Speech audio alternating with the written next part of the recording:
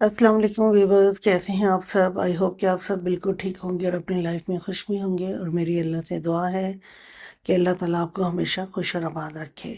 और नावल का नाम है असीर तलब और इस नावल को लिखा है हिबा खान ने। तो और नावल शुरू करने से पहले हमेशा की तरह छोटी सी रिक्वेस्ट करूँगी कि नावल को लाइक करें, सब्सक्राइब करें चैनल को, और कमेंट करना बिल्कुल ना भूलें। और बताएं कौन सा करेक्टर अच्छा जा रहा है और कैसा लग रहा है आपको ये नॉवल। जो नई आने वाली ऑडियंस है मैं उनसे पूछ रही हूँ, ठीक है। चलें जी, आगे नॉवल का आगाज़ करते हैं, देखते हैं कि आगे क्या बनता है। एक फैमिली के साथ जिनकी बेटी मिशाल किडनैप हुई और अब वो किस ट्रॉमा से गुजरते हैं। चलें जी। दानियाल नूर को लिए बाहर चला गया। दानियाल उसे शेख जायद मस्जिद में ले गया। सब शोहर अपनी बीवियों को रोमांटिक जगह पर घुमाने के लिए ले जाते हैं, लेकिन दानियाल खान अपनी टिड्डी को मस्जिद ले गया था। रोमांटिक जगह तो हर कोई जाता है, वो अपनी बीवी को ये खूबसूरत मस्जिद दिखाना चाहता था। टिड्डी, जानती हो मुझे ये जगह दुबई में सबसे ज़्यादा खूबसूरत लगती है। इस मस्जिद को देख के मुझे खुद में सुकून उतरता महसूस होता है। दानियाल उसे अपने बाजू के हिसार में लिए मस्जिद के बाहर खड़ा था। जूते बाहर उतार कर वो दोनों मस्जिद में दाखिल हुए। नूर आंखें फाड़े मस्जिद को देखे जा रही थी, जो नहायत ही खूबसूरत तरीके से तामीर की गई थी। दानी, ये जगह बहुत खूबसूरत है। मैंने आज तक इससे ज़्यादा खूबसूरत मस्जिद नहीं देखी अपनी ज़िंदगी में। नूर दानी के गले लगने लगी थी। दानियाल ने आंखों से उसे वहीं रोकने का इशारा करके हाथ के इशारे से जगह की होश दिलानी चाहिए कि इस वक्त वो मस्जिद में खड़े हैं। ओह सॉरी, मैं भूल गई, हम मस्जिद में खड़े हैं। नूर सर खुजाते शर्मिंदगी से चेहरा झुका गई। दानियाल उसका हाथ पकड़ के मस्जिद घूमने लगा। उन्होंने खूबसूरत तस्वीरें एक दूसरे के साथ खड़े होते बनवाई थी। वो दोनों कितनी देर तक एक दूसरे का हाथ थामे मस्जिद में घूमते रहे। अजान की आवाज़ सुनते उन्होंने नमाज अदा करनी थी। दानियाल उस साइड पर चला गया जहाँ पर मर्द थे और नूर वहाँ चली गई जहाँ पर औरतों की नमाज के लिए एहतमाम किया गया था। दोनों ने दिल की गहराइयों से नमाज अदा की। नमाज पढ़कर नूर ने दुआ मांगने के लिए हाथ उठाए। मेरे अल्लाह, मेरी ज़िंदगी में दानियाल को शामिल करने के लिए मैं तेरा जितना भी शुक्र अदा करूं कम है। मुझे तूने इतना प्यार करने वाला शौहर दिया जो मेरे लाड उठाता है, मेरे बच्चों वाली हरकतों से तंग नहीं आता। नूर दुआ मांगते हुए हल्का सा मुस्कुराई थी। और अल्लाह जी, मेरे इस सांड जैसे शोहर को थोड़ी सी अकल दे। हर वक्त मेरे कान खाता रहता है और हम दोनों को हमेशा एक साथ खुश रखना। नूर ने आंखें बंद की और शिद्दत से अपने दिल में अपने खुदा से अपनी और अपने शोहर की खुशियों के लिए दुआ मांग रही थी। दानियल खान हाथ उठाते दुआ मांग रहा था। मेरे अल्लाह, मैं अपनी टिड्डी के साथ बहुत खुश हूँ। मेरी टिड्डी को थोड़ी सी अकल दे और हमें हमेशा साथ खुश रहने रखना, और मुझे शोहर के फ़राइज़ मुकम्मल तौर पर अदा करने की हदायत दे। और बाज़ औक़ात काफ़ी गलतियाँ कर जाता हूँ मैं अपनी छोटी सी टिड्डी के मामले में। मैं अपनी छोटी सी टिड्डी के मामले में मेरी इन गलतियों को दरगुजर फरमा देना मेरे अल्लाह। दानियाल खान हल्का सा मुस्कुराते हुए अपनी अल्लाह से दिल की गहराइयों से दुआ मांग रहा था। वो दोनों एक दूसरे के साथ हमेशा खुश रहना चाहते थे।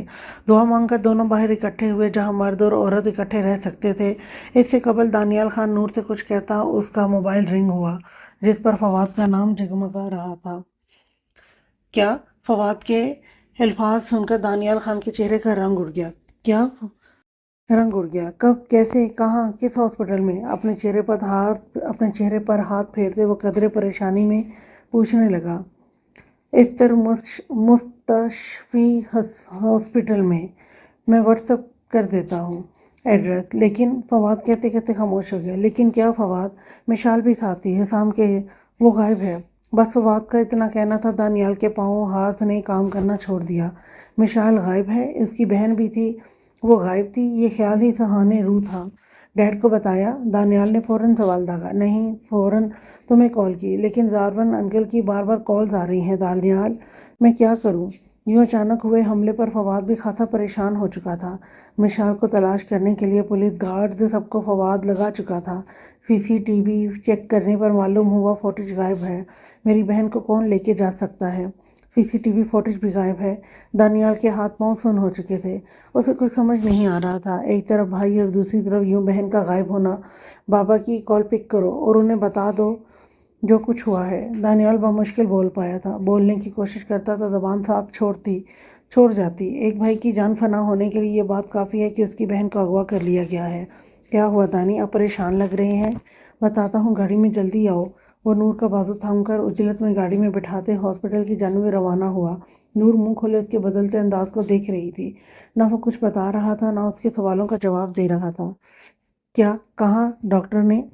کیا کہا ڈاکٹر نے؟ فواد خان کو کوریڈور میں ٹہلتے دیکھ دانیال تیزی سے اس کے قریب آ کر استغفار کرنے لگا۔ خون زیادہ بہہ چکا ہے مگر حسام ٹھیک ہے، تھوڑی دیر میں اسے ہوش آ جائے گا۔ فواد نے اسے حوصلہ دیا۔ نور روتی ہوئی دانیال کی پشت کے پیچھے چھپی ہوئی تھی۔ اس کے بار بار پوچھنے پر دانیال قدرے غصے میں اسے ڈانٹ کر سب بتا گیا تھا۔ نور کو باہر بٹھاتا دانیال روم میں چلا گیا۔ وہ حسام کے پاس رکھے اسٹول پر بیٹھ گیا۔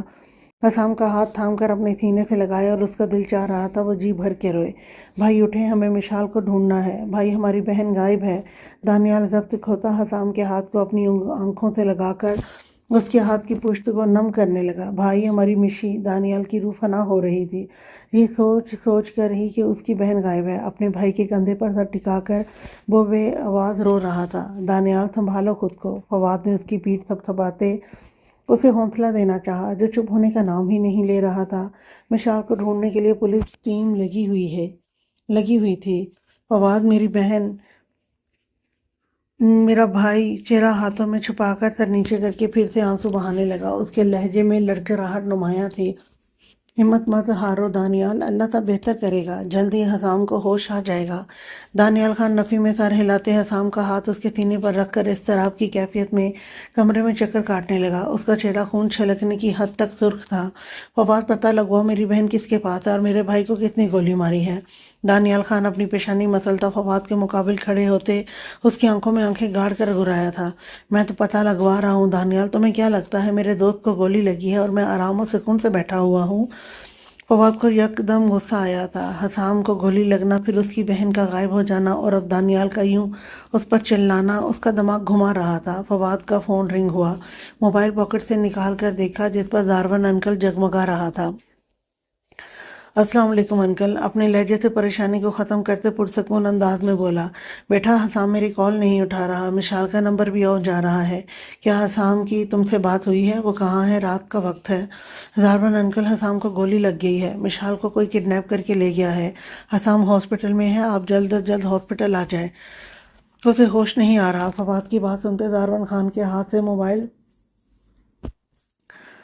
گرا۔ فواد نے فوراً کال کٹ کر دی۔ اس میں ہمت نہیں تھی زارون خان سے بات کرنے کی، ان کے بیٹے کی حالت تفصیل سے بتانے کی۔ زارون خان شاکڈ کی حالت میں موبائل کو دیکھ رہا تھا۔ یا اللہ خیر! زارون خان کا لہجہ بھیگا ہوا تھا۔ ایک باپ کے لیے یہ بات سہانے روح ہوتی ہے کہ اس کی بیٹی غائب ہے۔ کیا ہوا زارون، سب ٹھیک ہے؟ کیا کہا فواد نے؟ کچھ بتائیں۔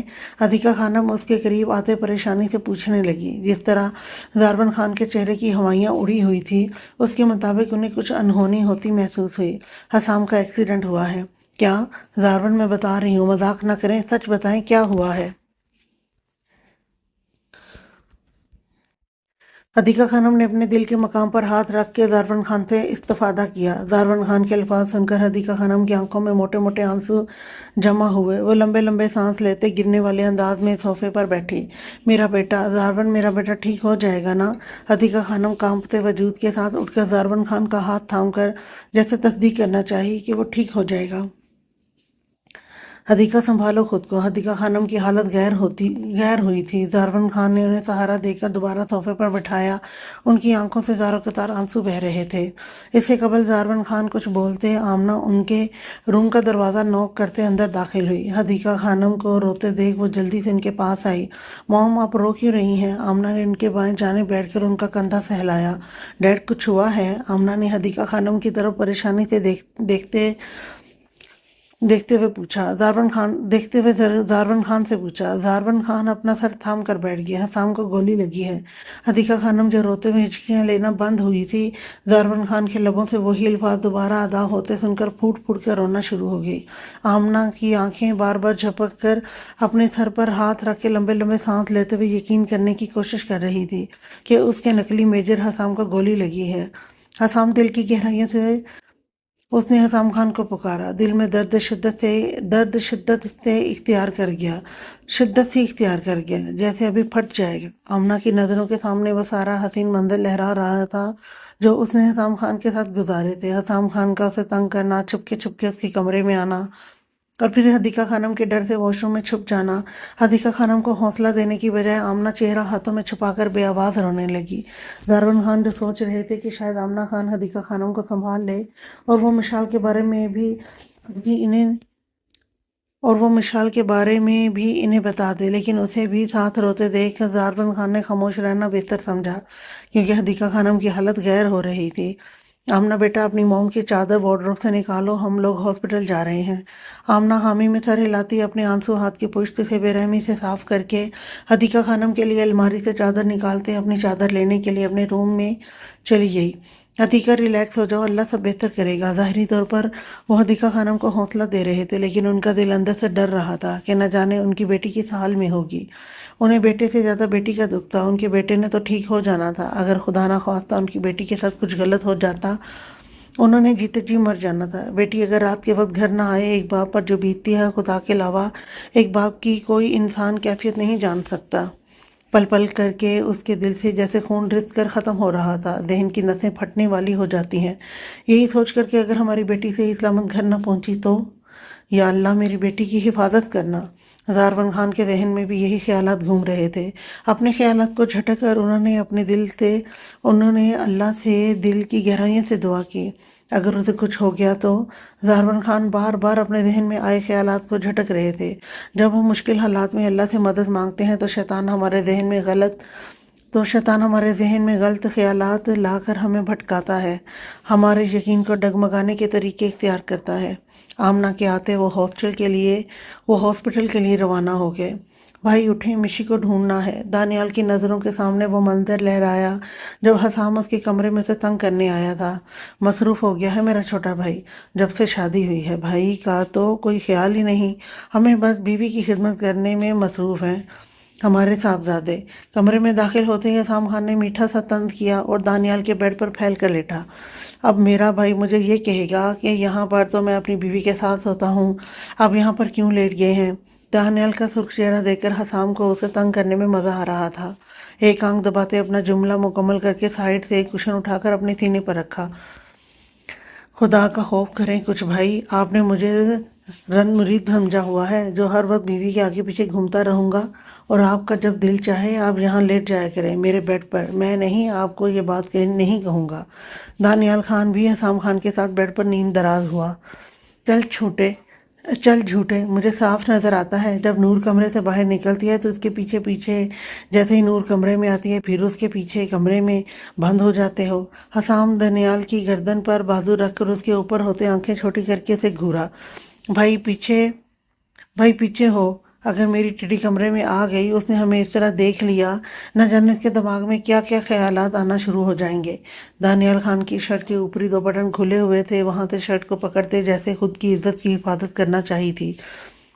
گندے ذہن کے انسان دفع ہو پیچھے۔ حسام نے اسے دھکا دے کر بیڈ پر چونکڑی مار کر بیٹھا۔ دانیال منہ کے بل زمین پر گرا تھا۔ اتنا گندا ذہن ہے تمہارا، چھی! حسام خان نے چھی لفظ پر زور دیا۔ دانیال زمین پر بیٹھا بلند کہکا لگا گیا۔ بھائی میرا ذہن گندا نہیں ہے، آپ جس طرح میرے اوپر آئے تھے آپ کا طریقہ گندا تھا۔ دانیال نے دو بدو جواب دیا۔ حسام زمین پر اس کے پاس بیٹھتے اسے گلے سے پکڑ کر اس کا سر سائڈ ٹیبل کے ساتھ لگایا۔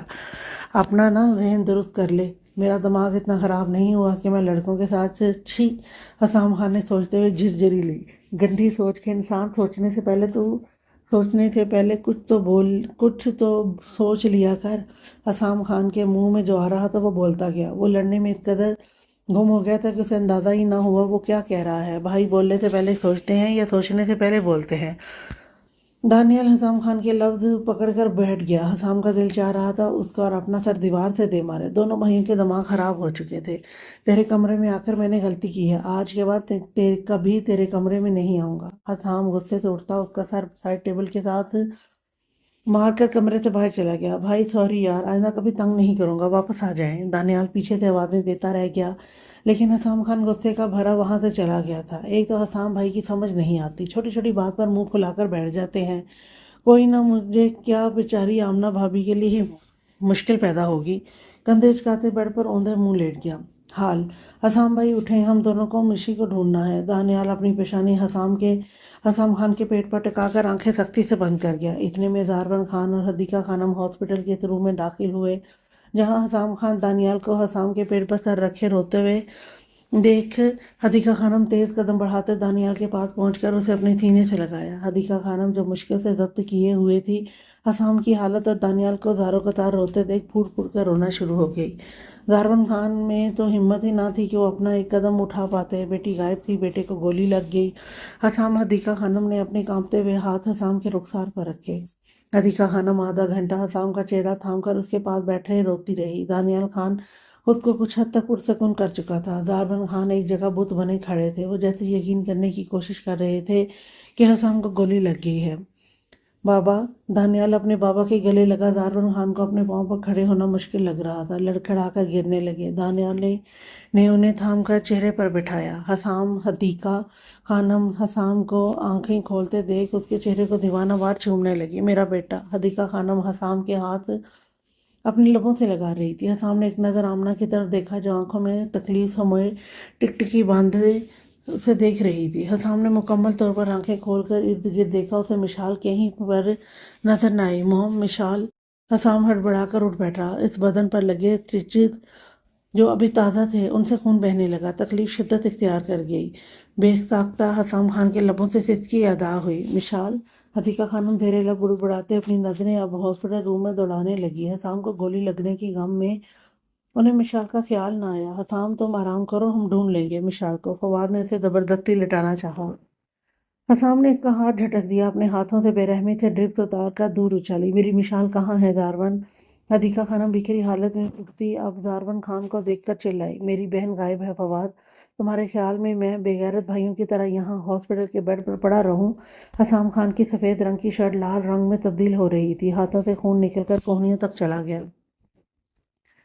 بھائی ہم ڈھونڈ لیں گے مشال کو، آپ آرام کریں، تمہارا دماغ خراب ہو گیا ہے۔ دانیال خان ہماری بہن غائب ہے، ہمارے گھر کی عزت اس وقت کسی غیر محرم کے پاس ہے۔ حسام نے سب کو خود سے دور جھٹکا جو اس کا سوگ منا رہے تھے، حالانکہ وہ ٹھیک تھا۔ سب سے زیادہ پریشان کن بات یہی تھی مشال کو کڈنیپ کر لیا گیا تھا۔ زارون خان نے نم آنکھوں سے حدیقہ خانم سے اپنی نظریں پھیری۔ اس کے بعد حدیقہ ہوش و حواس سے بیگانہ ہو گئی۔ انہیں اپنے آس پاس کا کوئی ہوش نہ رہا۔ موم، نور اور آمنہ دونوں ان کے قریب آئی جو زارون خان کی باہوں میں بے ہوش ہو چکی تھی۔ میں ڈاکٹر کو بلاتا ہوں۔ دانیال جلدی سے ڈاکٹر کو بلانے چلے گئے۔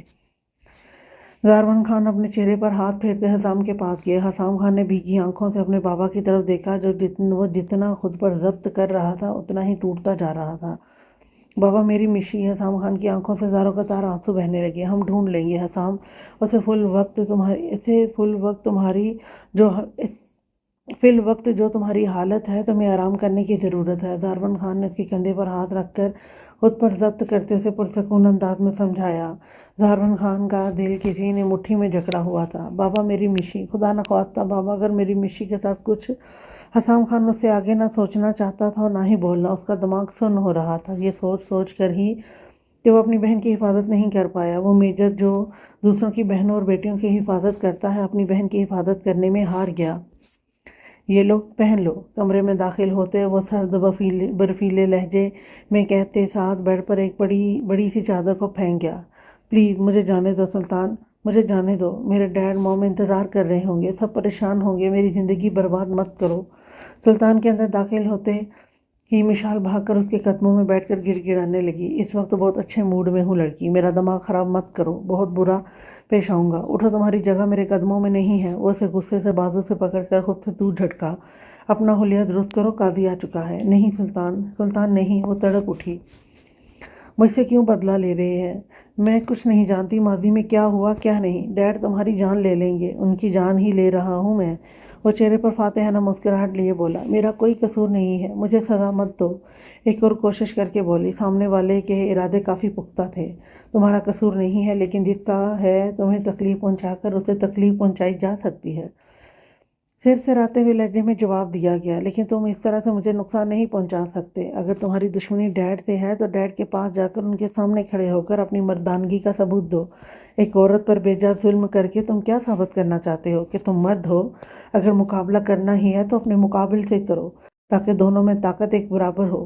عورت کو تو پہلے سے ہی کمزور ثابت کر دیا گیا ہے، تو تم کس بنا پر مجھ پر بے جا ظلم ڈھا رہے ہو، یا پھر میرے باپ کی دشمنی کا بدلہ مجھ سے لے رہے ہو؟ اس کے سر سراتے ہوئے لہجے پر نہ جانے کیوں مشال کے منہ میں جو آیا وہ بول گئی تھی۔ اور مشال کے لفظوں کو سن کر ایک پل کے لیے تو سلطان نے بھی اس سے نظریں چرائی تھی۔ اس کے الفاظ تلخ ضرور تھے لیکن حقیقت بھی تھے۔ لیکن تمہاری جان لے کر ہی انہیں تڑپا کر مارا جا سکتا ہے۔ سلطان کی طرف سے ایک اور بونگی سی دلیل دی گئی۔ کیوں اپنے ضمیر کو تھپک تھپک کر سلانا چاہتے ہو جب جانتے ہو کہ تمہارا ضمیر تم سے مطمئن نہیں ہو رہا ایک عورت پر ظلم کرتے ہوئے؟ تو کس بنا پر تم بونگی سی دلیل میرے سامنے پیش کر رہے ہو؟ اور بلکہ دلیلیں پیش کرنے کی ضرورت ہی کیا ہے؟ مارنا ہے نا تو چلو مارو، قصہ ختم کرو، فضول میں بکواس نہیں کرو میرے ساتھ۔ مشال نے بھی اس بار سے سرد لہجے میں جواب دیا۔ مقابل جو کوئی بھی تھا، اسے جو بات سچ تھی وہ تو اسے ماننی ہی پڑی۔ بس بہت ہو گیا۔ تم کیا خود کو بہت کوئی مہان توپ سب چیز سمجھتی ہو کہ تمہارے آگے نکاح کے لیے سلطان شاہ بچ جائے گا؟ میں خود کو کچھ سمجھتی ہی نہیں ہوں اور نہ ہی تمہیں کچھ سمجھتی ہوں، اور جہاں تک نکاح کی بات ہے تو صاف نظر آ رہا ہے کہ کون کس کو فورس کر رہا ہے۔ اپنی مردانگی ایک عورت پر دکھا کر خود کو مرد ثابت کرنا چاہتے ہو تو جو کرنا ہے کرو۔ مشال نے اس بار اس کے کردار پر گہرا وار کیا۔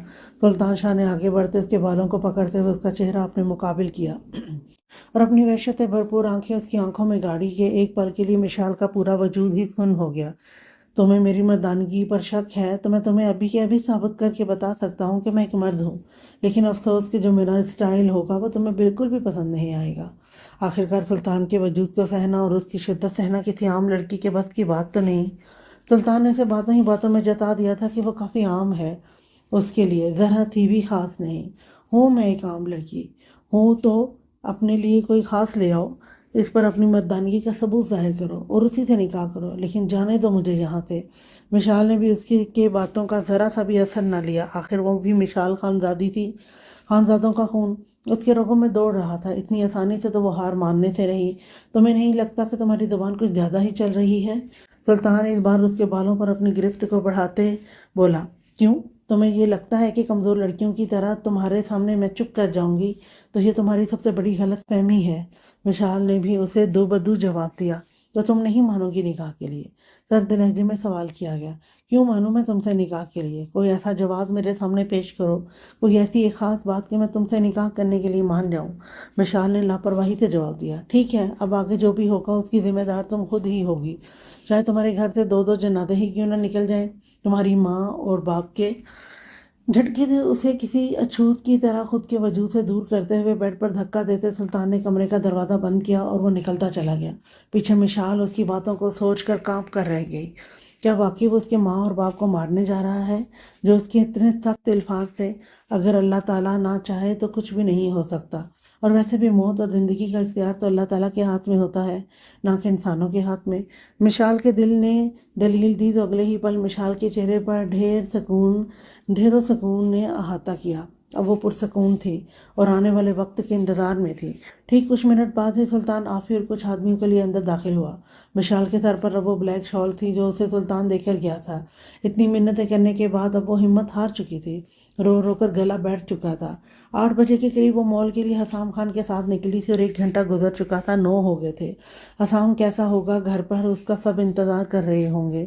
مختلف خیالات سوچیں اس کے ذہن پر پہرا دیے ہوئے تھی۔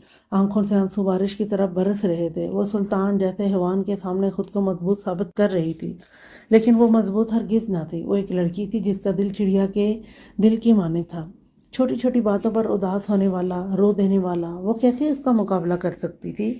ایک سرد نظر سلطان اس کے ہولے ہولے کانپتے وجود پر ڈالی اور قاضی صاحب کو نکاح پڑھوانے کا اشارہ کیا۔ قاضی صاحب نے نکاح پڑھوانا شروع کیا۔ مشال خان ولد دارون خان، آپ کا نکاح سلطان شاہ ولد سکندر شاہ سے 1 کروڑ حق مہر رج الوقت طے کیا جاتا ہے، کیا آپ کو قبول ہے؟ مشال ایسی گمسم سی بیٹھی ہوئی تھی، اسے دنیا کی کوئی خبر نہیں تھی۔ اس کی زندگی ایک ایسے شخص کے ہاتھوں کٹ پتلی بننے جا رہی تھی۔ اس کی ہنسی خوشی زندگی ایک قبول سے بدل جائے گی۔ مشال خان ولد دارون خان، آپ کا نکاح سلطان شاہ ولد سکندر شاہ سے 1 کروڑ حق مہر رج الوقت طے کیا جاتا ہے، کیا آپ کو قبول ہے؟ قاضی صاحب سامنے بیٹھی لڑکی کو چپ دیکھ کر دوبارہ سے بولے۔ مشال ابھی بھی اسی پوزیشن میں بیٹھی تھی۔ سلطان شاہ کی آنکھیں غصے سے ہوک برسا رہی تھی کہ وہ قاضی صاحب کو جواب کیوں نہیں دے رہی۔ مشال خان ولد دارون خان، آپ کا نکاح سلطان شاہ ولد سکندر شاہ سے 1 کروڑ حق مہر رج الوقت طے کیا جاتا ہے، کیا آپ کو قبول ہے؟ قاضی صاحب جب تیسری دفعہ بولے تو سلطان شاہ غصے سے اپنا گلا گھنگارتے ہوئے نگاہیں مشال پر مرکوز کی۔ قبول ہے، قبول ہے، قبول ہے۔ جبکہ مشال خان وہ تو سن ہوتے دماغ کے ساتھ وہاں موجود تھی، اس کا ذہن خالی تھا۔ اس نے خالی ذہن کے ساتھ سلطان شاہ کو قبول کیا تھا، اور پھر قاضی صاحب نے سلطان سے بھی پوچھا، جس نے ایسے جواب دیے جیسے احسان کر رہا ہو وہ مشال دارون خان پر۔ قاضی صاحب، آفی اور باقی آدمی وہاں سے چلے گئے۔ مشال گم سم بیٹھی تھی، پتہ ہی نہ چلا کب آنکھوں سے آنسو بہنے لگے۔ ہوش تو تب آیا جب ایک سلگتے لمس نے اس کے چہرے کو چھوا تھا۔ وہ گہرا سانس بھرتے اسے دیکھنے لگی، جو لبوں سے اس کے آنسو چن گیا۔ مشال کی آنکھوں میں خوف پھیل گیا، وہ پیچھے کی جانب کھسکی۔ رو کیوں رہی ہو دشمن جان؟ بہت بڑی دلیر بن رہی تھی تھوڑی دیر پہلے، اب کہاں گئی ساری اکڑ؟ وہ تندیہ بولا۔ مشال لب بھیج گئی۔ مجھے گھر جانا ہے، وہ روتے ہوئے بولی۔ اسے لگا پل میں اس کی زندگی برباد ہو گئی ہے، وہ تباہ ہو گئی ہے۔ مشال نے ایک نظر اس کے حلیے پر ڈالی۔ ہیزل گرین آنکھیں، انابی سیاہ لب، بکھرے بال، مغرور ناک، بلا شبہ وہ بہت حسین تھا۔ وہ اپنی آنکھوں سے کسی کا بھی چین و قرار لوٹ سکتا تھا۔ مشال ساکت سی ہو گئی۔ اتنی جلدی ہے مجھ سے دور جانے کی؟ وہ لبوں پر سائڈ سمائل رکھتے بولا، اور مشال نے جیسے کمرے میں طلسم اترتے پایا تھا، وہ لبوں پر کھینچی مسکراہٹ صحت طاری کرتی تھی۔ مبارک ہو، welcome to Sultan Shah life. اس کی کمر پر ہاتھ ڈالتے وہ ساکت انداز میں بیٹھی مشال کو اپنی جانب کھینچتے بولا۔ مشال نے اپنی کمر پر اس کی انگلیوں پہ وقت ہوتی دیکھی تھی۔ مجھے گھر جانا ہے، اب نکاح ہو گیا ہے، بدلہ پورا ہو گیا ہے، اب تمہارا مجھے خدا کے لیے بدلہ پورا ہو گیا ہے، اب تمہارا مجھے خدا کے لیے میرے گھر جانے دو۔ حسام بھائی ہاسپٹل میں ہوں گے، تم نے گولی مار دی انہیں۔ طلسم ٹوٹ گیا۔ مشال کو اب وہ کوئی حیوان لگ رہا تھا جس کے سائے تلے مشال خان قید تھی۔ وہ اس کو دیکھتے سلگتے لہجے میں بولی۔ وہ مشال کے لبوں پر اپنی انگلی جماتے چہرہ اس کے چہرے کے قریب کر گیا۔ مشال سانس روک گئی۔ تم نے کہا تھا میں نکاح کے بعد تمہیں چھو سکتا ہوں۔ اس کی آنکھوں میں چمک ابھری۔ وہ محبت کی چاہ کی چمک نہیں تھی، وہ سرد شفقت بھری بدلے کی آگ کی چمک تھی۔ نہیں، وہ اس کی گرفت میں مچل کر رہ گئی، جبکہ سلطان شاہ نے بڑی شفقت سے اس کے لبوں کو اپنے لبوں کی قید میں لیتے قطرہ قطرہ خود کے اندر موجود زہر کو مشال خان کے اندر اتارا۔ مشال کو اس کی جارحانہ گرفت میں اپنا دم گھٹتا محسوس ہوا تھا، جبکہ سلطان کے ہاتھ اسے اپنی کمر کے اندر دھنستے ہوئے محسوس ہوئے۔ وہ اس سے دور ہوتے اسے دیکھتے ایک آنکھ مار گیا۔ مشال گہرے سانس بھرتی اسے ششدر چہرے سے دیکھ رہی تھی۔ اس نے سلطان سے ایسے فعل کی توقع نہیں کی تھی۔ کیسا لگا میرا پہلا لمس؟ امید ہے اچھا لگا ہوگا۔ اب آتے ہیں بدلے کی طرف۔ وہ اپنے لبوں پر آئے مشال کے لبوں کے خون کو انگوٹھے سے صاف کرتے بولا۔ یکدم اس کے چہرے پر سرد تاثرات چھا گئے۔ مشال کی آنکھوں سے آنسو ٹوٹ کر گرنے لگے تھے۔ پہلا جھٹکا ملے گا تمہارے اس باپ کو، وہ لب دبائے بولا۔ مشال نے روتے ہوئے نفی میں سر ہلایا تھا جب سلطان نے بری طرح اس کا بازو کھینچتے اسے اٹھایا۔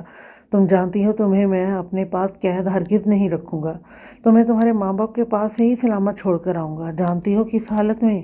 وہ اس کے کان کے قریب جھکتے سرد لہجے میں بولا۔ مشال کانپ کر رہ گئی۔ نہیں پلیز، مشال سسکتی ہوئی بولی۔ سلطان شاہ نے پلٹ کر اسے دیکھا کہ اچانک وہ پلٹ کر اسے اپنے قریب تر کرتے اس کی گردن پر جھک گیا۔ وہ اتنی شدت سے اس کی گردن پر جھکا تھا، مشال کو لگا وہ درد کے مارے زمین بوس ہو جائے گی۔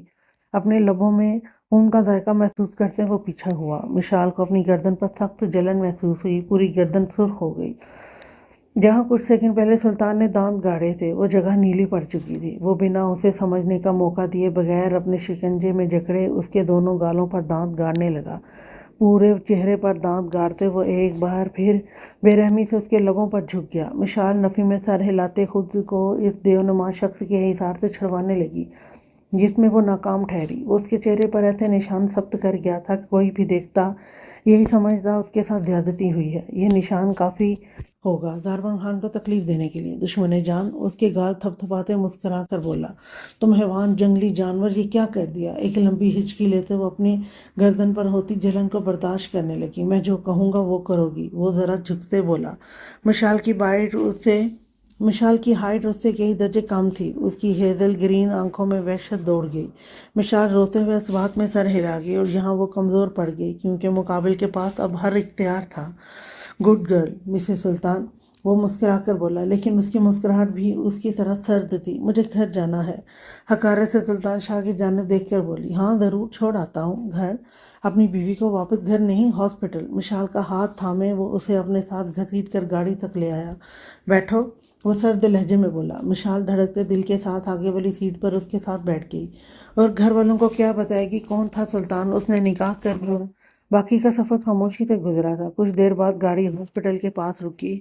مشال جلدی سے دروازہ کھول کر اترنے ہی والی تھی کہ سلطان اس کی کلائی تھام گیا۔ یہ موبائل لو اپنا، اس میں میرا نام حبی جان سے سیو ہے، کال کر کے اپنے بھائی کی خیریت دے دینا۔ اکلوتی بیوی، وہ اکلوتی پر زور دیتے بولا۔ اس کے کندھوں پر ہاتھ جماتے وہ مسکرایا تھا۔ مشال ہولے سے لرز گئی، بیک بون میں سرسراہٹ سی دوڑ گئی۔ اور ہاں، اپنے ڈیڈ کو کہنا سلطان سکندر شاہ کہہ رہا تھا، سسر جی بربادی مبارک ہو۔ وہ سگریٹ کوٹ سے نکالتے اسے لبوں سے سلگھاتے بولا۔ مشال حامی میں سر ہلا کر جلدی سے گاڑی سے اتر گئی۔ وہ بس کسی طرح اس حیوان کی قید سے نکل جانا چاہتی تھی، جبکہ سلطان کے لبوں پر پراسرار مسکراہٹ تھی۔ نہ جانے اس کے دماغ میں کیا چل رہا تھا، لیکن اس کے چہرے سے لگ رہا تھا اس کے ارادے خطرناک تھے۔ سلطان شاہ کی دی ہوئی شال وہ اپنے نازک سے وجود پر اوڑھے ہاسپٹل کے اندر داخل ہوتے ریسیپشنسٹ کے پاس جا کر کھڑی ہو گئی۔ آس پاس کے لوگوں نے ایک نظر اس کے وجود کو دیکھا اور ساتھ ہی اس کے گردن پر، چہرے پر نظر آتے ہوئے سلطان شاہ کی جنونیت کے نشانات دیکھے۔ تو ریسیپشن پر کھڑے لوگ کوئی غلط ہی مطلب اخذ کر چکی تھی۔ Is every thing okay ma'am? میں آپ کی کیا مدد کر سکتی ہوں؟ یہ سب نے اس کو تھوڑا،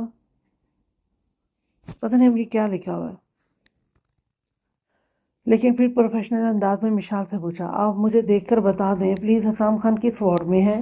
اوکے میم، 2 سیکنڈ دیں، میں ابھی آپ کو پتہ کر کے بتاتے ہوں۔ ریسیپشن پر کھڑی لڑکی نے اسے جواب دیا اور ساتھ ہی ایک فائل کھولتے ہوئے حسام خان کا روم نمبر دیکھنے لگی۔ روم نمبر 23 میم، 2nd فلور۔ چند ثانیے ہی گزرے تھے کہ اس لڑکی نے مشال کو روم نمبر بتایا۔ وہ ہڑبڑا کر لمبی ہچکی لیتے بنا اس لڑکی کا شکریہ ادا کرتے روم نمبر 23 کی طرف چل پڑی۔ روم نمبر 23 تک وہ اپنے قدم گھسیٹ کر پہنچی۔ وہ جھٹ سے دروازہ کھول گئی۔ ڈیڈ، الفاظ ٹوٹ کر مشال کی زبان سے ادا ہوئے، لیکن آواز صرف اتنی ہی تھی کہ اسے خود ہی سنائی دی۔ بے ساختہ ہی دارون خان کی نظر مشال پر جا کر ٹھہری۔ دارون خان کی نظروں کے ساتھ سمت دانیال، حسام، نور اور آمنہ نے بھی دیکھا۔ دروازے پر مشال کو کھڑے پایا۔ دارون خان تیزی سے مشال کی طرف بڑھتے انہیں اپنے سینے سے لگا گئے تھے۔ دارون خان اسے سینے میں بھینچے شدت سے رو رہے تھے۔ انہیں ہرگز توقع نہیں تھی مشال کو یوں اپنے سامنے پانے کی۔ میری جان، میری شہزادی کہاں پر تھی؟ کس نے کڈنیپ کیا تھا؟ بتاؤ مجھے۔ گڑیا، تم ٹھیک تو ہو نا؟ بتاؤ مجھے، اس حیوان نے تمہارے تک کچھ کیا تو نہیں؟ اپنے ہاتھ میں لگی ڈرپ کو بے دردی سے نکالتے حسام اس کی جانب بڑھا۔ اپنی گڑیا کی آنکھوں میں آنسو کو دیکھتے بے چین ہوتے کہا۔ دانیال سمیت نور اور آمنہ بھی اس کی جانب بڑھے۔ جس طرح مشال کی حالت تھی، سب کے دل خوف سے دھڑک رہے تھے۔ اس سے الگ ہوتے دارون خان نے ایک نظر مشال پر ڈالی۔ نظر بھٹک کر مشال کی گردن پر تھپت ہوئے دانتوں کے نشانات کو دیکھ کر دارون خان کے دل میں درد سا اٹھا تھا۔ مشال سب سے بے نیاز بس اپنے ڈیڈ کے گلے لگے رونے میں ہی مصروف تھی۔ اس کی گردن پر تھپت ہوئے نشانات کو دیکھتے ہوئے حسام اور دانیال نے اپنی نظریں چرائی تھی۔ دونوں کی غصے سے دماغ کی نسیں ابھر آئی تھیں اور ان کے دلوں میں بھی خوف نے انگڑائی لی تھی، کہیں ان کی جان سے یہ پیاری بہن نہیں۔ یہ سوچتے ہوئے حسام خان کو جیسے اپنی جان جاتی محسوس ہوئی۔ اس کی بہن اس کے ساتھ ہی شاپنگ کرنے گئی تھی، اس کی ذمہ داری۔ اگر حسام خان کے رہتے ہوئے بھی اس کی بہن کو کسی نے زیادتی کا نشانہ بنایا، یہ سوچ کر لعنت بھیجتے وہ اپنی سوچوں کو غلط ثابت کرنے کے لیے مشال کو دیکھنے لگا۔ اگر جیسے انہیں دکھ رہا تھا ویسا ہوا تو وہ زندگی بھر کبھی نظر ہی نہیں ملا پائے گا مشال سے، اگر ایسا کچھ بھی ہوا ہو تو۔ لیکن بظاہر جو نظر آ رہا تھا وہ اس کا دل خراب کرنے کے لیے کافی تھا۔ وہ بہت ہی بے چین نظر آ رہا تھا، مشال کے کچھ بولنے کا انتظار کر رہا تھا کہ اس کی بہن کچھ بولے، جو بظاہر انہیں نظر آ رہا تھا کہ آیا وہ سچ بھی ہے یا پھر نہیں۔ وہ ایک میجر تھا اور ایک عقاب کی نظر رکھتا تھا اپنے دشمن پر، تو بھلا وہ اپنی بہن کو کیسے نہ پہچان پاتا؟ جانتا تھا کہ بظاہر کبھی آنکھوں دیکھا بھی سچ نہیں ہوتا۔ ہر بات کے 2 رخ ہوتے ہیں، ایک بظاہر وہ لوگ جو دیکھ رہے ہیں وہ غلط تھا، تو دوسرا رخ شاید ٹھیک ہوتا۔ مشی بیٹا، کیا ہوا ہے تمہارے ساتھ؟ بتاؤ، میرا دل کر رہا ہے تمہارے ڈیڈ کو درد سے ہارٹ اٹیک آ جانا ہے، بتاؤ کیا ہوا ہے؟ داربن خان نے اپنی جان سے پیاری بیٹی کو دیکھا جو بس مسلسل صدمے کی حالت میں کھڑی ان کے سینے سے لگی بس رونے میں مصروف تھی۔ لبوں پر جیسے قفل لگ گیا تھا، وہ کچھ نہیں بول پا رہی تھی، بس لڑکیوں کی مانند اس کی آنکھوں سے آنسو بہہ رہے تھے۔ گڑیا کچھ تو بولو، کیا ہوا؟ کیا ہے یہ نشان؟ کیسے؟ دانیال اسے بازو سے تھامے اپنی سینے سے لگا گیا۔ چند پل میں ہی اس کی شرٹ مشال کے آنسو سے بھیگ چکی تھی۔ اپنے لیے سب کو پریشان دیکھ کر مشال نے ایک نظر سب کو دیکھا، چہرہ ہاتھوں میں چھپائے پھوٹ پھوٹ کر رو دی۔ اس کی اونچی ہچکیوں کے ساتھ نور اور آمنہ کی ہچکیاں بھی شامل تھیں جو مشال کو دیکھ دیکھ کر رو رہی تھی۔ وہ ڈیڈ سلطان لفظ اس کے منہ سے نکلنے سے انکاری تھے۔ آخر اسے سمجھ نہیں آ رہا تھا کہ اس کی زبان لڑکھڑا کیوں رہی تھی۔ وہ اپنے ڈیڈ اور بھائیوں کو بتا کیوں نہیں پا رہی تھی کہ سلطان شاہ نے اس سے کس بات کا بدلہ لیا ہے، اس کے ڈیڈ کو کیا پیغام دیا تھا اور کس طرح سے زبردستی سے بلیک میل کر کے اپنے نکاح میں لیا تھا۔ اپنے بھائی اور اپنے ڈیڈ کی نظروں میں اپنے لیے وہ دیکھ پا رہی تھی خوف، ڈر کو۔ ان کے خدشات کو غلط ثابت کرنا چاہ رہی تھی، انہیں بول کر کہ سلطان نے اس سے نکاح کیا ہے اور بظاہر جو گردن پر نظر آتے نشان ہیں وہ صرف نشان ہی ہیں، باقی اس کے ساتھ کچھ بھی نہیں ہوا۔ اسے زیادتی کا نشانہ نہیں بنایا گیا، لیکن زبان تو جیسے کچھ بولنے سے انکاری تھی۔ وہ کوشش کر رہی تھی بتا دے تو ٹوٹے پھوٹے لفظوں میں ہی تھی، لیکن نہ ہی تو آنسو رک رہے تھے اور نہ ہی زبان کچھ بول پا رہی تھی۔ اس وقت اسے اب تک سلطان شاہ کا خوف گہرا ہوا تھا۔ پچھلے 24 گھنٹوں میں جو اس کے ساتھ ہوا، ایک بار پھر داربن خان کے گلے لگی۔ اس کا رونا ہی بند نہیں ہو رہا تھا، اس کا رونا ہی رو رہی تھی۔ آمنہ اور نور بھی اس کی حالت کو دیکھتے ہوئے آنسو بہا رہی تھی۔ دانیال نے ٹیبل پر پڑے پانی کی بوتل کو دیکھتے داربن خان کو دی۔ داربن خان نے مشال کا چہرہ اپنے سینے سے نکالتے اس کے آنسو سے بھرے چہرے کو اپنے ہاتھوں سے صاف کیا اور صاف بھرا اور ساتھ ہی پانی کی بوتل اس کے لبوں سے لگائی اور وہ بھی کسی پیاسی کی طرح پانی اپنے حلق میں اتارنے لگی۔ ریلیکس میری شہزادی، داربن خان نے مشال کی طرف دیکھتے ہوئے اس کی پیٹھ سہلائی۔ اب بتاؤ کیا ہوا؟ کس نے کڈنیپ کیا تھا؟ داربن خان نے یہ سب سوالات بہت ہی نرمی سے پوچھے، کہیں اس کی مشی کو ایسا نہ لگے کہ اس کا ڈیڈ اس پر بھروسہ نہیں کر رہا۔ وہ مجھے سلطان نے کڈنیپ کیا تھا اور کہا تھا کہ اپنے ڈیڈ کو بتانا کہ سلطان سکندر شاہ نے کہا ہے کہ بربادی مبارک۔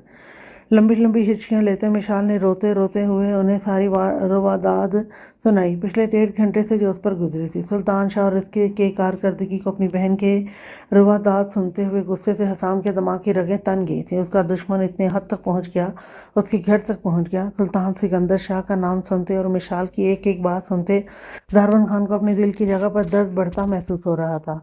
بے ساختہ ہی دل کی جگہ پر ہاتھ رکھتے ہوئے وہ پیچھے کی طرف قدم لیتے بینچ پر گر گئے۔ Dad are you okay? Second سے پہلے حسام اور دانیال اپنے ڈیڈ کو تھام گئے۔ داربن خان کی حالت کو دیکھتے ہوئے دونوں بھائیوں کی حالت ایسی تھی جیسے کاٹو تو بدن میں لہو نہیں۔ پہلے ہی ان کی موم مشال کے کڈنیپ ہونے کا سن کر بے ہوش تھی اور اب اس کے ڈیڈ سلطان کے بارے میں سنتے ہی دل کی جگہ پر ہاتھ رکھتے پیچھے ہوتے گر گئے تھے۔ یہ سب کچھ کیا ہو رہا ہے؟ دونوں کی سمجھ سے بالکل ہی باہر تھا۔ کیسا بدلہ سلطان کا سن کے ڈیڈ تھے، لیکن جتنا ان دونوں کو سمجھ آ رہا تھا وہ اتنا ہی ہے کہ سب کے کیے کا ذمہ دار سلطان ہی ہے۔ اپنے ڈیڈ کی حالت کو دیکھتے ہوئے مشال بھی روتی روتی زمین پر بیٹھ کر دھاڑیں مار مار کر رونا شروع کر چکی تھی۔ یہ سب کچھ آخرکار اس کے ساتھ ہی کیوں ہونا تھا؟ وہ اتنی نافرمان بیٹی تو نہیں تھی کہ یہ سب کچھ اس کے ساتھ ہوتا، اور نہ ہی وہ کسی امیر باپ کی بگڑی ہوئی اولاد تھی کہ وہ یہ تصور کر سکتی ہوتی کہ ہدایت کے طور پر اس کے ساتھ یہ سانحہ ہوا۔ اس ساری منظر کشی کے درمیان حدیقہ خانم بے ہوش تھی، ورنہ اپنی جان سے عزیز بیٹی کو دیکھتے ان کا دل پھٹ جاتا۔ طبیعت پر بوجھل پن بڑھتا ہی جا رہا تھا، سمجھ نہیں آ رہا تھا کہ آخرکار ہو کیا رہا ہے اور کیوں ہو رہا ہے، لیکن جو بھی ہو رہا تھا اس کی سمجھ سے بالا تر تھا۔ اوپر سے اس حیوان کی گہری گہری باتیں، کیا ہوا، کیوں ہوا، کس طرح سے ہوا، اس وقت یہ سارے سوال اس کے دل و دماغ میں گڑمڑ کر رہے تھے۔ اسے اپنے سر میں درد کی شدید لہر اٹھتی محسوس ہوئی۔ اپنے سر کو دونوں ہاتھوں میں تھامے وہ چیخ چیخ کر روتی پورے ہاسپٹل کو سر پر اٹھا لے گئی۔ آمنہ اور نور بھاگتے ہوئے اس کے پاس آئے اور اسے دلاسا دیتے ہوئے اسے چپ کروانے لگی، لیکن مشال تو بس چیخ چیخ کر روتے ہوئے اپنے دل کی بھڑاس نکال رہی تھی۔ کیوں؟ آخر میں ہی کیوں ایسی بیٹی بنی، اپنے موم اور ڈیڈ کو تکلیف پہنچانے کا سبب بنی؟ کاش میں نہ ہوتی تو یہ سب کچھ وہ سلطان نہ کرتا۔ ہاں بالکل ٹھیک ہے تو کہہ رہی تھی وہ، اگر وہ نہ ہوتی تو سلطان شاہ کے پاس شاید داربن خان کو مارنے کے علاوہ کوئی اور آپشن نہ بچتا، لیکن اب وہ تو تھی نا، تو سلطان اسی کے ذریعے داربن خان کو پل پل سسکتے تڑپتے ہوئے مارنا چاہتا تھا، اور وہ کر بھی رہا تھا۔ اس کی حالت کو دیکھتے ہوئے اس کا ڈیڈ اپنے دل کے مقام پر ہاتھ رکھے ابھی تک یوں ہی صدمے کی حالت میں بیٹھا ہوا تھا۔ سلطان کے لیے دل میں نفرت کی لہر نے انگڑائی لی تھی، تو یہ نفرت قطرہ قطرہ بن کر کون سا دریا بننے والی تھی، اس بات سے وہ خود بھی انجان تھے۔ کرسی پر بیٹھ کر سگریٹ پیتے ہوئے عادل خان کی آنکھ لگ گئی۔ اسے وقت کا اندازہ ہی نہ ہوا کب صبح کے 4 بج گئے۔ عروہ کی سسکیاں سن کر عادل خان کی آنکھ کھلی، جمائی لیتے ہوئے آنکھیں رگڑ کر مکمل طور پر نیند سے بیدار ہونے کی کوشش کی۔ سسکیوں کی آواز پہچانتے ہی تیز قدم بڑھاتے کمرے کے اندر داخل ہوا۔ عروہ بیڈ پر بیٹھے رو رہی تھی۔ موٹو کیا ہوا؟ عادل اس کے قریب بیٹھ کر اس کے کمر پر ہاتھ رکھا۔ عادل کا بھاری ہاتھ اپنی کمر پر محسوس کرتے درد سے کراں اٹھی۔ درد ہو رہا ہے۔ پریشانی سے اس کا چہرہ ہاتھوں کے پہلوں میں تھام کر استفادہ کیا، جیسے اس سے زیادہ محبت کرنے والا بندہ تو اس دنیا میں ملنے نہیں والا۔ عادل خان کا رویہ رات سے اسے جھٹکے پہ جھٹکے دیے جا رہا تھا۔ عروہ نے گردن ہلانے میں ہی بہتری سمجھی۔ موٹو تمہاری کھوپڑی خالی ہے؟ تمہیں کس پاگل نے کہا تھا اسٹول پر چڑھ کے کام کرو؟ عادل نے خود پر ضبط کرتے پرسکون انداز میں کہنے کی کوشش کی،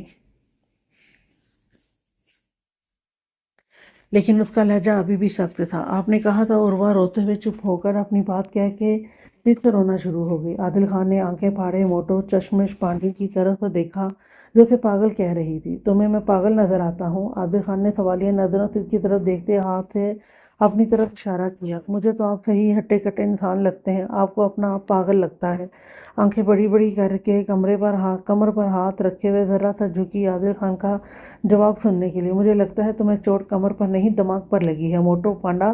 تمہیں اس وقت سائیکالوجسٹ کی ضرورت ہے جو تمہاری ذہنی حالت درست کر دے۔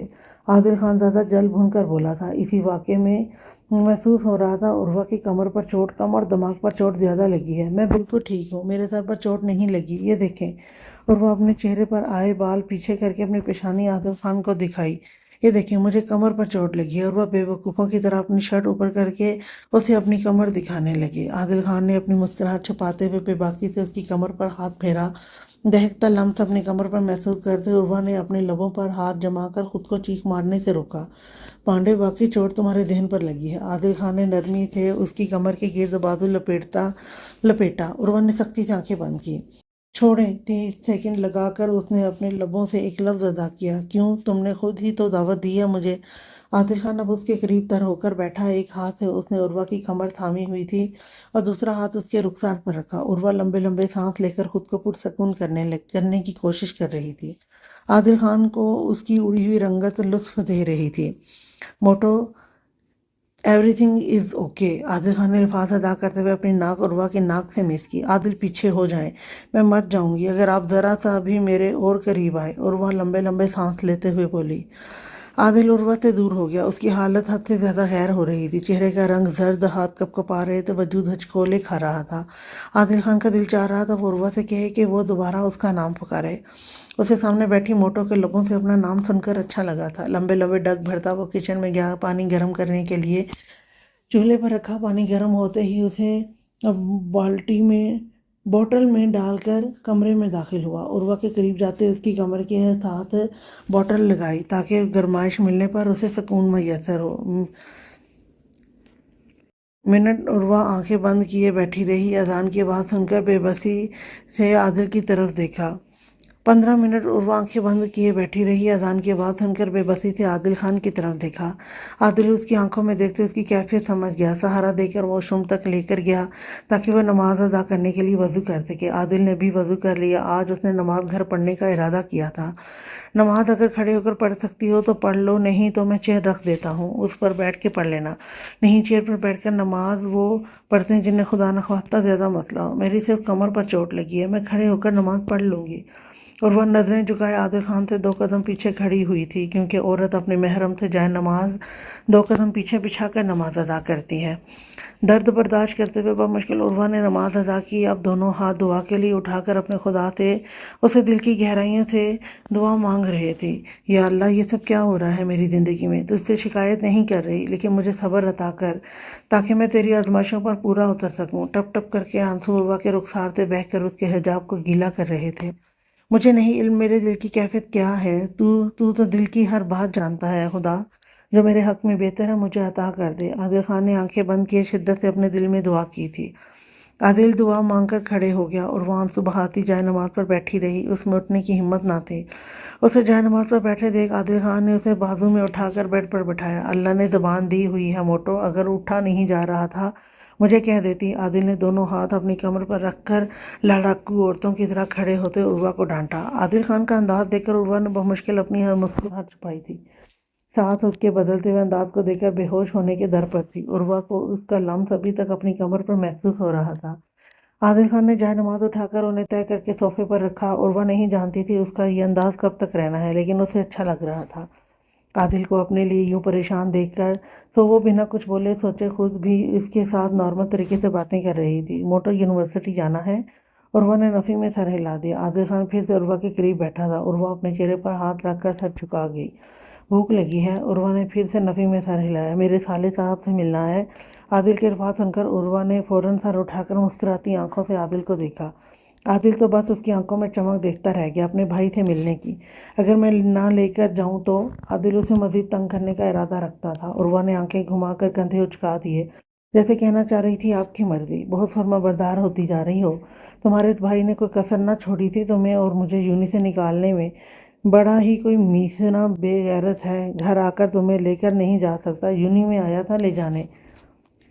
ہوں نہ ہوں بیوقوف، عادل مذاق اڑاتے ہوئے بولا۔ ساتھ بیٹھی عروہ اپنے بھائی کے لیے اس کے لبوں سے نکلتے لقب سنتے سرخ چہرے سے اسے دیکھنے لگی۔ میں اپنے بھائی کے خلاف ایک لفظ بھی نہیں سنوں گی، سمجھے آپ؟ ان کی غیرت پر بات نہ کریں، اپنے گریبان میں جھانک کر دیکھیں۔ ماتھے پر تیور ڈالے عادل کے اچھے موڈ کا فائدہ اٹھانا چاہا۔ اگر میں نے اپنی غیرت مند ہونے کا ثبوت دیا، منہ چھپاتی پھرو گی، جڑواں ہو جائیں گے۔ بر وقت اس کا موڈ اچھا تھا، وہ خراب ہرگز نہیں کرنا چاہتا تھا۔ سو شرارتی انداز میں کہتے عروہ کو سر تا پیر سرخ کر گیا، منہ میں زبان نہیں بند ہو گئی۔ اور چلاؤ میرے سامنے زبان، وہ کہتے بیڈ پر لیٹ گیا، ساتھ اس کو کلائی سے تھامے اپنے سینے پر لٹاتے اس کی پیٹھ سہلانے لگا۔ پانڈے ایک بات تو بتاؤ، عادل اس کے کان کے قریب جھکتے گمبھیر لہجے میں بولا۔ پانڈے؟ پوچھیں، وہ بے رخی سے بولی۔ وزن بڑھانے کے کچھ ٹپس بتا دو تاکہ ہم دونوں کی جوڑی صحیح لگے۔ وہ شرارت کے موڈ میں کہنے لگا، مجھے نہیں پتا، نہ میں بتانا چاہتی ہوں، منہ بنا کر کہتی وہ اس کا حصار توڑنا چاہتی تھی۔ بتاتی ہو یا دماغ ٹھکانے لگاؤں؟ ماتھے پر تیور ڈالے اس کے نخرے گرنے پر بولا۔ آلو اور پراٹھا کھا کھا کر اور کچھ منحوس لوگوں کی نظر لگنے کی وجہ سے بندہ موٹا ہو جاتا ہے، فیک اسمائل چہرے پر سجاتی وہ بڑبڑا کر بولی۔ اچھا، پاپڑ کھانے سے اور نظر لگنے سے انسان موٹا ہو جاتا ہے؟ پراٹھا کھانے سے اور نظر لگنے سے انسان موٹا ہو جاتا ہے، عادل خان کے لہجے میں بولا، حیران کن لہجے میں بولا۔ ہاں جی بالکل، عروہ نے اس کی ہاں میں ہاں ملاتے سر اس بات میں ہلایا۔ پھر میں کیوں نہیں ہوا موٹا؟ میں نے تو بچپن میں بہت پاپڑ کھائے ہیں اور اب تک بہت لوگوں نے نظر بھی لگائی ہے، عادل منہ بناتے بولا تھا۔ نظر صرف خوبصورت لوگوں کو لگتی ہے، تھڑے ہوئے لوگوں کو قطعی نہیں۔ اور وہ مسکرا مسکرا کر اس کی میٹھی میٹھی بے عزتی کرتے بولی، بہت ہوا میں اڑ رہی ہو پانڈا موٹو، نیچے آ جاؤ، مجھے مجبور نہ کرو پروفیسر عادل خان بننے پر۔ اپنے لیے سڑا لفظ سن کر وہ آنکھیں دکھا کر سختی سے بولا۔ وہ پھیکی سی مسکراہٹ کے ساتھ بولی، یوں عادل کے موڈ کو بدلتے دیکھ۔ اچھا یہ بتاؤ، میں خوبصورت نہیں ہوں؟ مجھے نہیں لگتا، عروہ مسکراہٹ ضبط کرتے بولی۔ ہاں لگتا ہے، آج تمہیں بہت شوق ہو رہا ہے میری خوبصورتی دیکھنے کا۔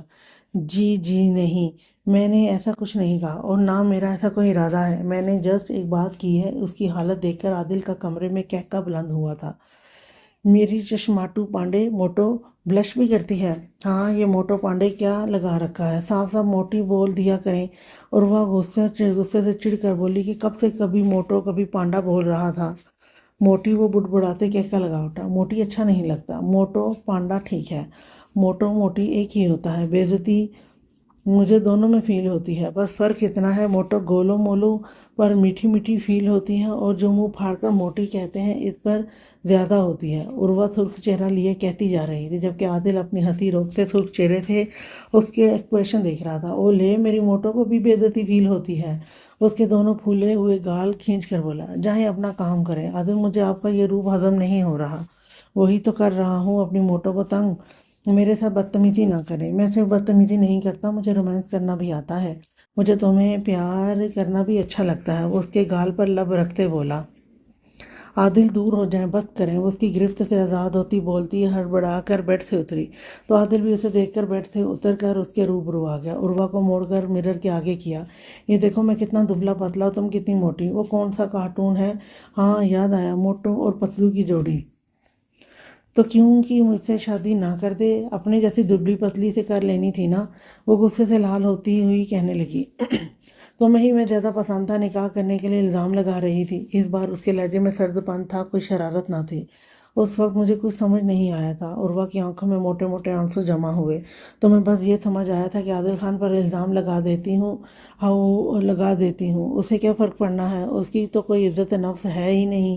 عادل خان سخت تاثرات چہرے پر سجائے غصے سے جل بھن کر کمرے سے باہر چلا گیا، اور وہ بیڈ پر بیٹھ کر بے آواز رونا شروع ہو گئی۔ عادل خان کا رویہ پل میں بدلا، پل میں تولا اور پل میں ماشا کی طرح تھا۔ آج کے لیے اتنا ہی، نیکسٹ ایپیسوڈ لے کر میں کل پھر آؤں گی، تب تک کے لیے اللہ حافظ۔